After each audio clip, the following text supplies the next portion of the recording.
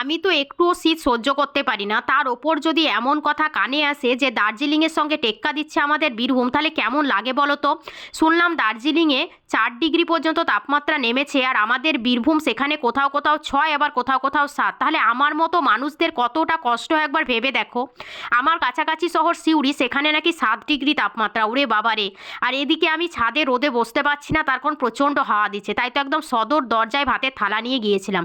প্রথম পাতে খাবার জন্য নিয়েছিলাম ঘি, আর তার সঙ্গে একটু কাঁচা লঙ্কা ডলে নিয়েছিলাম। এই খাবারটা আমি ইউটিউব শর্টসে দেখেছি, সবাই এভাবে ভাত মেখে খায়। তো আমারও ভীষণ ইচ্ছে হয়েছিল যে এভাবে একদিন খেয়ে দেখবো, তো আজকে সেই সুযোগ হয়েছে।